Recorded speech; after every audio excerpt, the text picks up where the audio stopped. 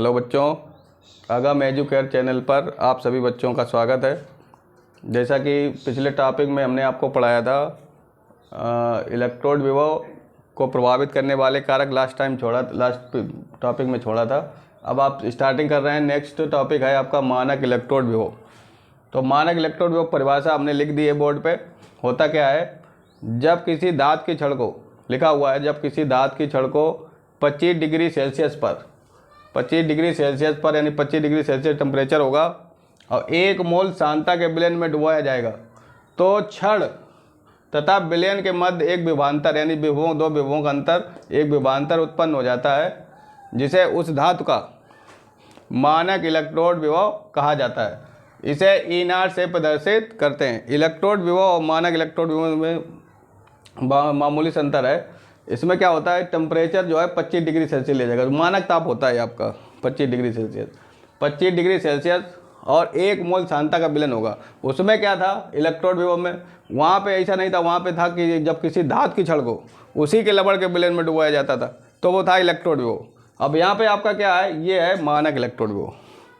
Electrode विभव मानक electrode विभव में यही अंतर है कि 25 डिग्री सेल्सियस और 1 मोल सांता का विलयन जब हो तब डुबाया जाए किसी धातु की छड़ को तो वो आपका होगा मानक इलेक्ट्रोड विभव। लेकिन इलेक्ट्रोड विभव की बात की जाए, जब इलेक्ट्रोड विभव की बात की जाएगी तो वो होगा आपका इलेक्ट्रोड विभव क्या होगा कि जब किसी धातु की छड़ को उसी के लबड़ के विलयन में डुबाया जाएगा तो वो होगा क्या आपका इलेक्ट्रोड विभव। अगला टॉपिक है आपका इलेक्ट्रोड विभव मानक इलेक्ट्रोड विभव में संबंध। ये क्वेश्चन जो है बोर्ड एग्जाम में काफ़ी बार पूछा जा चुका है। बहुत इंपॉर्टेंट क्वेश्चन है बोर्ड एग्जाम बेस से। इसको 2-3 तरीके से पूछता है, या तो इलेक्ट्रोड विभव या मानक इलेक्ट्रोड विभव में संबंध पूछेगा या पूछेगा ई तथा E0 में संबंध। जैसे आपको बताया था पहले कि ई जो है आपका वो इलेक्ट्रोड विभव होता है, जो E0 होता है वो मानक इलेक्ट्रोड विभव होता है। इसको ऐसे भी पूछता है कि ई तथा E0 को, या ऐसे भी पूछ सकता है नस समीकरण किसे कहते हैं। तो नस समीकरण आपका कोई डेरिवेशन नहीं है, चाहे तो डेरिवेशन है तो वो करा भी सकते हैं, लेकिन एग्जाम ओरिएंटेड क्वेश्चन जब भी पूछा जाएगा केवल नस समीकरण पूछता है। और पूछता है ई, जहाँ पे ई और E0 को मान क्या है उसको भी प्रदर्शित करने के लिए बताया जाएगा किस तरीके से। यहाँ पे ई क्या है, E0 क्या है, स्मॉल n क्या है, उत्पाद क्या होते हैं, अभिकारक क्या होते हैं, वो किसी समीकरण के बेस पे होता है। तो जैसे यहाँ पे ई जो संबंध निकलता है डेरिवेशन से वो केवल समीकरण के रूप में पूछा जाएगा। तो ई आपका क्या होगा इलेक्ट्रोड विभव होगा, E0 क्या है मानक इलेक्ट्रोड विभव है, और n जो है मुक्त इलेक्ट्रॉनों की संख्या होती है। जैसे हम एक एग्जाम्पल ले रहे हैं, देखिए जैसे हम एक अपक्रिया ले रहे हैं Zn solid copper double positive aqueous reversible reaction Zn double positive aqueous plus Cu solid. इस अपक्रिया में जैसे नेक्स्ट इक्वेशन है वहाँ पे लिखा होता है E equal E0 minus 0.0591/n log base 10, और यहाँ पे आप लिखें उत्पाद बटे अभिकारक। ये तो आपका नेक्स्ट इक्वेशन होती है। अब नेक्स्ट इक्वेशन में ये जो n की वैल्यू है ये बच्चे फाइंड करने में थोड़ी दिक्कत होती है। तो समीकरण या तो ऐसे दे देगा या समीकरण को ऐसे लिखेगा Zn ऑब्लिक में Zn डबल पॉजिटिव लवड़ सेतु कॉपर डबल पॉजिटिव एक्वस से ऑब्लिक में Cu। ये जो अपक्रिया है इस तरीके जब लिखेगा ये होता है आपका सेल निरूपण। तो न्यूमेरिकल में दोनों तरीके से आपको क्वेश्चन दे सकता है, या तो सेल अपक्रिया दे दे या सेल निरूपण दे दे। तो सेल निरूपण से आप इस तरीके से सेल अपक्रिया बनाएंगे, और सेल अपक्रिया से नहीं, ये रही आपकी सेल अपक्रिया, ये वाली सेल अपक्रिया सेल निरूपण से सेल अपक्रिया बन जाएगी। और सेल अपक्रिया से आप जैसे Zn सॉलिड है, Zn सॉलिड से Zn डबल पॉजिटिव बन रहा है तो यहाँ पे 2 इलेक्ट्रॉन मुक्त हो रहे हैं। तो 2 इलेक्ट्रॉन मुक्त होने की वजह से यानी जो इलेक्ट्रॉन त्यागने की घटना होती है वो क्या कहलाता है ऑक्सीकरण। और ऑक्सीकरण ही एनोड होता है किसमें, विद्युत रासायनिक सेल में।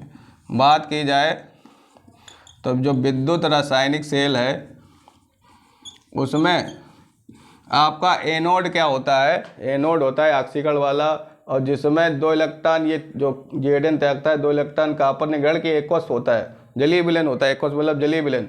तो 2 इलेक्ट्रॉन कॉपर डबल पॉजिटिव जब ग्रहण करता है तो कॉपर सॉलिड बनता है। जब 2 इलेक्ट्रॉन ग्रहण करने वाली क्रिया होती है वो होती है अपचयन। और अपचयन को विद्युत रासायनिक सेल में क्या बोला जाता है, कैथोड। क्या बोलते हैं, कैथोड। अब बात आई यहाँ पे इसमें मुक्त इलेक्ट्रॉनों की संख्या कितनी है। तो जो n की वैल्यू होती है यहाँ पे जो समीकरण में लिखना है n बराबर ये वाला इसमें थोड़ा दिक्कत होता है बच्चों को, n बराबर कितना होगा। तो देखो 2 इलेक्ट्रॉन मुक्त हो रहे हैं और 2 ही इलेक्ट्रॉन कॉपर एक कोश द्वारा ग्रहण हो रहा है, तो मुक्त इलेक्ट्रॉनों की संख्या n बराबर कितनी हो जाएगी आपकी, n बराबर हो जाएगी 2। वो आपको यहाँ पर लिखना है जब इसको न्यूमेरिकल हल करेंगे जब आप।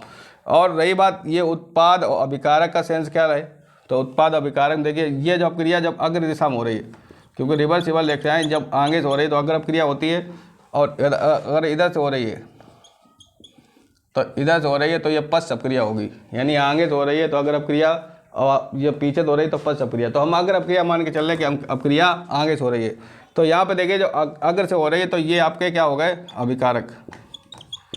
अभिकारक बोला जाए तो रिएक्टेंट बोलते हैं अग्र अपक्रिया के लिए, और ये हो गया आपका उत्पाद, बोले तो प्रोडक्ट, ये आपके प्रोडक्ट हो गए।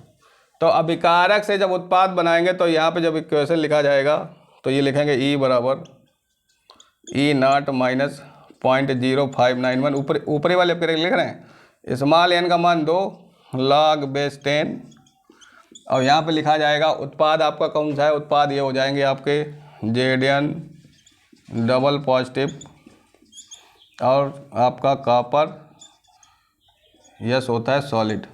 इस तरीके लिखा जाएगा, क्योंकि बड़े कोष्ठक लिखते हैं तो बड़े कोष्ठक का मतलब होता है, जब भी लिखा जाए तो बड़े कोष्ठक मतलब होता है सांद्रता, यानी सांद्रता का प्रतीक है बड़ा कोष्ठक। इसको जैसे फर्स्ट ईयर में पढ़ा होगा सांद्रता, या एक नाम इसका और होता है सक्रिय द्रव्यमान।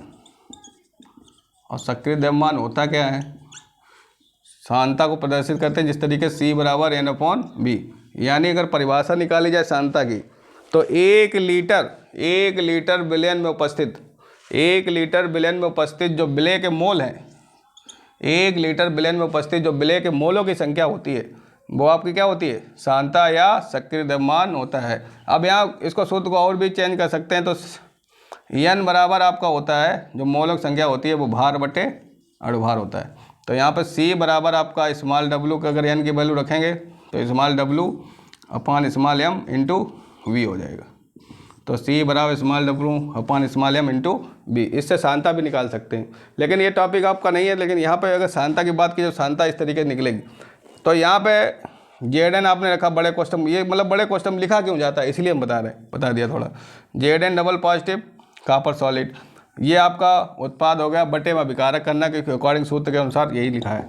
तो अभिकारक कौन से हुए आपके, Zn सॉलिड और उसको बड़े क्वेश्चन, और यहाँ पे है कॉपर डबल पॉजिटिव।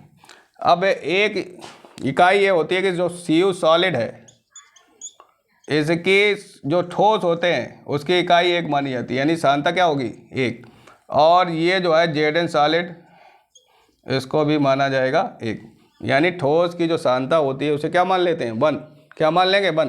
तो सूत्र आपका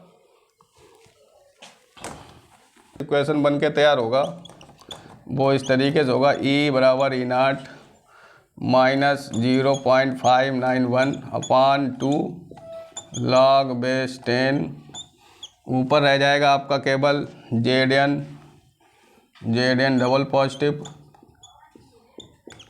और नीचे रह जाएगा आपका कॉपर डबल पॉजिटिव। अब इसके मान दिए होते हैं न्यूमेरिकल में, अब देगा आपको पता, ऑक्सीकरण जो है अपचयन विभव नहीं, ऑक्सीकरण विभव नहीं होता है, केवल अपचयन विभव ही जो होता है वो होता है आपका इलेक्ट्रोड विभव, यानी मानक इलेक्ट्रोड विभव, अपचयन विभव ही होगा। तो E बराबर E0 0.0591 अपॉन 2। अब इसकी जैसे वैल्यू दी होगी, इसको साफ करें अभी, बंद करना, जैसे यहाँ ये वैल्यू दी होगी E बराबर E0 सेल, वो देगा इसे Zn डबल पॉजिटिव से Zn, इसका मान देगा, जैसे मान लो दे दिया यहाँ माइनस 0.0 या 0.37 वोल्ट, ठीक। दूसरा देगा आपको कॉपर का, कॉपर डबल पॉजिटिव से कॉपर, ये आया आपकी वैल्यू प्लस में 0.34 वोल्ट। तो ये जो वैल्यू है अगर ये दे देगा तो ये E0 का मान निकल आएगा इससे, क्योंकि E0 का मान होता है ई नाट सेल भी लिखते हैं इसको, ई नाट सेल बराबर, सूत्र हमेशा ध्यान रखना यही लगेगा, ई नाट कैथोड माइनस ई नाट एनोड, क्योंकि अपचयन विभव या ऑक्सीकरण विभव न मान के अपचयन विभव भी क्या माना जाता है, ई नाट सेल का वैल्यू बराबर माना जाता है। ऑक्सीकरण विभव नहीं लेते हैं, अपचयन विभव लिया जाता है। ई नाट कैथोड बराबर ई नाट एनोड, ये सूत्र ना भूलें, बहुत ज़्यादा इम्पोर्टेंट है, बहुत ज़्यादा न्यूमेरिकल इससे लगेंगे आपके। और अगर क्वेश्चन में इसका मान दिया, जैसे यहाँ पर 0.011 m दिया है, सांता दिए, या इसका दिया है, कोई क्वेश्चन लगना भूल गए, कोई बात नहीं, जैसे इसका दिया है, जैसे हम लिख दे रहे हैं Cu जेडन से क्या था आपका, जेडन सॉलिड और Cu डबल पॉजिटिव, और यहाँ मान लो दिया 0.01 m, फिर इक्वल टू में आपका बन रहा है जेडन डबल पॉजिटिव, इसको साफ कर दें।